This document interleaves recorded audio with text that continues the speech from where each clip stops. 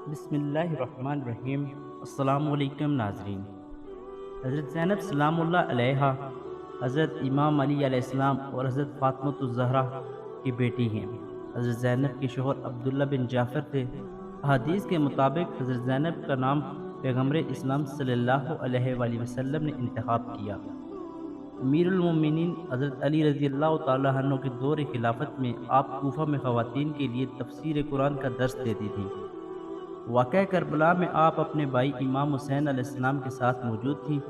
عاشورہ کے دن آخری الوداع میں حضرت امام حسین علیہ السلام نے حضرت زینب سلام اللہ علیہا سے نماز شب میں آپ کے لیے دعا کرنے کی سفارش کی۔ کربلا میں جنگ کے خاتمے کے بعد حضرت زینب سلام اللہ علیہا کو دوسرے اسیروں کے ساتھ اسیری کی حالت میں کوفہ پھر وہاں سے شام بھیجی گئیں۔ کوفہ اور دربار شام میں حضرت زینب سلام اللہ علیہا کا خطبہ مشہور ہے۔ آپ نے یزید کے دربار میں اپنے خطبوں کے ذریعے سامعین کو متاثر کیا، جس کی بنا پر یزید امام حسین علیہ السلام کے قتل اور دیگر جرائم کی ذمہ داری کو ابن زیاد کی گردن پر ڈالنے نیز اس پر لعنت بھیجنے پر مجبور ہوا۔ آپ بہت زیادہ مصاحب کا شکار ہوئیں، اسی لیے آپ کو ام المصاحب کا لقب دیا گیا۔ حضرت زینب کے محل دفن کے بارے میں اختلاف پایا جاتا ہے۔ اس سلسلے میں شام میں حرم حضرت زینب اور مصر میں مقام سیدہ زینب آپ سے منسوب ہیں۔ حضرت زینب کی شادی سن 17 ہجری میں جعفر تیار کے بیٹے عبداللہ سے ہوئی، اور اس شادی کے نتیجے میں خدا نے انہیں 4 بیٹے علی، اون، عباس، محمد اور ایک بیٹی ام کلثوم عطا فرمائیں۔ اون اور محمد واقعہ کربلا میں شہید ہوئے۔ حضرت زینب بھائی امام حسین کے بے جان جسم کے پاس کھڑے ہو کر مدینہ کی طرف رخ کیا اور دل گزار انداز میں نوحہ گیری کرتے ہوئے کہا: اے محمد، یہ آپ کی بیٹیاں ہیں جو اسیر ہو کے جا رہی ہیں، یہ آپ کے فرزند ہیں جو خون میں ڈوبے زمین پر گرے ہوئے ہیں، اور صبح کی ہوائیں ان کے جسموں پر خاک اڑا رہی ہیں۔ یہ حسین ہے جس کا سر پشت سے قلم کیا گیا اور ان کی دستار اور ردا کو لوٹ لیا گیا۔ میرا باپ فدا ہو اس پر جس کی سپاہ کو سوموار کے دن غارت کی گئیں، میرا باپ فدا ہو اس پر جس کے خیموں کی رسیاں کاٹ دی گئیں، میرا باپ فدا ہو اس پر جو نہ سفر پہ گیا جہاں سے پلٹ کر آنے کی امید ہو، اور نہ ہی زخموں جن کا علاج کیا جا سکے، میرا باپ فدا ہو اس پر جس پر میری جان فدا ہے، میرا باپ فدا ہو اس پر جس کو غم و اندھوں سے برے دل اور پیاس کی حالت میں قتل کیا گیا، میرا باپ فدا ہو اس پر جس کی داڑھی سے خون ٹپک رہا تھا، میرا باپ فدا ہو جس کا نانا رسول خدا ہے اور وہ پیغمبر ہدایت اور خدیجۃ الکبریٰ اور علی مرتضیٰ فاطمۃ الزہرا سید النساء العالمین کا فرزند ہے، میرا باپ فدا ہو اس پر وہی جس کے لیے سورج لوٹ کے آیا حتیٰ کہ اس نے نماز ادا کی۔ حضرت زینب سلام اللہ علیہا کے کلام اور آہ و فریاد نے دوست اور دشمن کو متاثر و مغموم کیا اور سب کو رلا دیا۔ عاشورہ کے بعد اہل بیت کے اسیروں کو بازار میں لایا گیا۔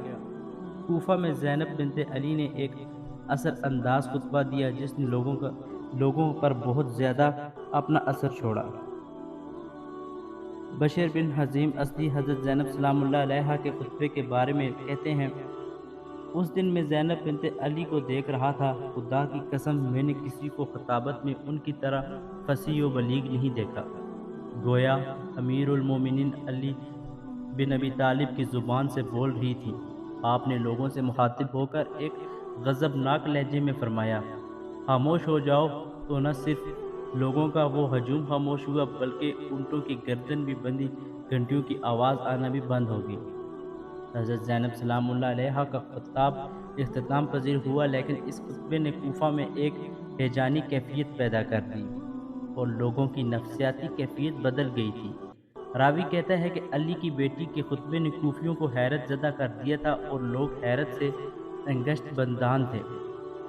خطبے کے بعد شہر میں یزیدی حکومت کے خلاف عوامی بغاوت کی علامات ظاہر ہونے لگی، چنانچہ اس حکومت کے خلاف احتمالی بغاوت کے سدباب کے لیے اسیروں کو حکومت کے مرکزی مقام دارالامارہ لے جانے کا حکم دیا گیا۔ حضرت زینب سلام اللہ علیہا دیگر اسیروں کے امراء دارالامارہ میں داخل ہوئیں اور وہاں حاکم کوفہ عبید اللہ بن زیاد کے ساتھ آپ نے مناظرہ کیا۔ حضرت زینب کی تقریر نے عوام پر گہرے اثرات مرتب کیے اور بنو امیہ کو رسوا کر دیا۔ اس کے بعد عبید اللہ بن زیاد نے اسیروں کو قید کرنے کا حکم دیا۔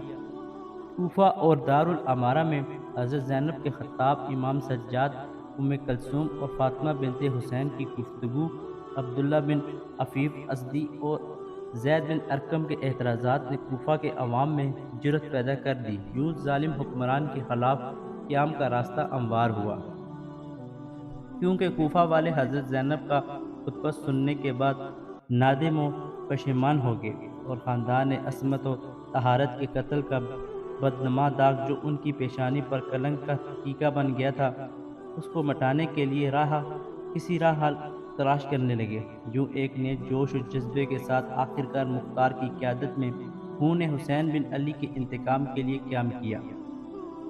واقعہ کربلا کے بعد یزید نے ابن زیاد کو اسرائے اہل بیت کو شہیدوں کے سروں کے امراء شام بھیجنے کا حکم دیا۔ چنانچہ اہل بیت اطہار کا یہ کارواں شام روانہ ہوا۔ اسرائے اہل بیت کے شام میں داخل ہوتے وقت یزید کی حکومت کی جڑیں مضبوط تھیں۔ شام کا دارالخلافہ دمشق، جہاں لوگ علی کے خاندان کا بغض اپنے سینوں میں بسائے ہوئے تھے، چنانچہ یہ کوئی حیرت کی بات نہ تھی کہ لوگوں نے اہل بیت رسول کی آمد کے وقت نئے کپڑے پہنے، شہر کی تزئین، باجے بجاتے ہوئے لوگوں پر خوشی اور شادمانی کی کیفیت طاری تھی، گویا پورے شام میں عید کا سماں تھا۔ لیکن اسیروں کے اس قافلے نے مختصر سے عرصے میں اس شہر کی کایا ہی پلٹ کے رکھ دی۔ امام سجاد اور زینب سلام اللہ علیہا نے خطبوں کے ذریعے صراحت و وضاحت کے ساتھ بنی امیہ کے جرائم کو بے نقاب کیا، جس کے نتیجے میں ایک طرف سے شامیوں کی اہل بیت دشمنی محبت میں بدل گئی اور دوسری طرف سے یزید کو عوامی غیظ و غضب کا سامنا کرنا پڑا۔ تب یزید کو معلوم ہوا کہ حضرت امام حسین علیہ السلام کی شہادت سے نہ صرف اس کی حکومت کی بنیادیں مضبوط نہیں ہوئیں بلکہ اس کی بنیادیں کھوکھلی ہونی شروع ہو گئیں۔ یزید نے ایک باشکوہ مجلس ترتیب دیا جس میں اشراف اور سیاسی و عسکری حکام شریف تھے۔ اس مجلس میں یزید نے اسیروں کی موجودگی میں وحی، قرآن، رسالت اور نبوت کے انکار پر مبنی کفریہ اشعار کہے اور اپنی فتح کے گن گائے اور قرآنی آیات کی اپنے حق میں تعویل کی۔ یزید نے اپنے ہاتھ میں موجود چھڑی کے ساتھ امام حسین کے مبارک لبوں کی بے حرمتی کرنا شروع کیا اور رسول اکرم صلی اللہ علیہ وآلہ وسلم اور آپ کی آل کے ساتھ اپنی دشمنی کو علمی کرتے ہوئے کچھ اشعار پڑھنا شروع کیا، جن کا مفہوم کچھ یوں ہے: اے کاش میرے آباء و اجداد جو بدر میں مارے گئے زندہ ہوتے اور دیکھتے کہ قبیلہ خزرج کس طرح ہماری تلواروں کی ستم کا نشانہ بنا ہے، تو وہ اس منظر کو دیکھ کر خوشی سے چیخ اٹھتے: اے یزید تمہارے ہاتھ کبھی شل نہ ہو، ہم نے بنی ہاشم کے بزرگان کو قتل کیا اور اسے جنگ بدر کے کھاتے میں ڈال دیا اور اس فتح کو جنگ بدر کی شکست کے مقابلے میں قرار دیا۔ بنی ہاشم نے سیاسی کھیل کھیلا تھا، ورنہ آسمان سے کوئی چیز نازل ہوئی ہے اور نہ کوئی وحی اتری ہے۔ میں حنظف کے نسل میں سے نہیں، اگر احمد حضرت محمد کی اولاد سے انتقام نہ لوں۔ اتنے میں مجلس کے ایک کونے سے حضرت زینب سلام اللہ علیہا اٹھی اور بلند آواز میں خطبہ ارشاد فرمایا۔ یزید کے دربار میں جناب زینب کے اس خطبے نے امام حسین کی حقانیت اور یزید کے باطل ہونے کو سب پر واضح اور آشکار کیا۔ حضرت زینب کے منطقی اور اصولی خطبے نے دربار یزید میں موجود حاضرین کو اس قدر متاثر کیا، خود یزید کو بھی اسرائے آل محمد کے ساتھ نرمی سے پیش آنے پر مجبور کیا اور اس کے بعد اہل بیت کے ساتھ کسی قسم کی سخت رویے سے پرہیز کرنا پڑا۔ دربار میں حضرت زینب سلام اللہ علیہا کی شفاف اور دو ٹوک گفتگو سے یزید کے اوزان خطا ہونے لگے اور مجبور ہو کر اس نے امام حسین کے قتل جیسے جرم کو ابن زیاد کی گردن پر ڈالتے ہوئے اسے لہن تہن کرنا شروع کیا۔ یزید نے اپنے کارندوں سے اسرائے آل محمد کے بارے میں مشورہ کیا کہ ان کے ساتھ کیا سلوک کیا جائے۔ اس موقع پر اگرچہ بعض نے اسے مشورہ دیا کہ ان کو بھی قتل کیا جائے، لیکن نعمان بن بشیر نے اہل بیت کے ساتھ نرمی سے پیش آنے کا مشورہ دیا۔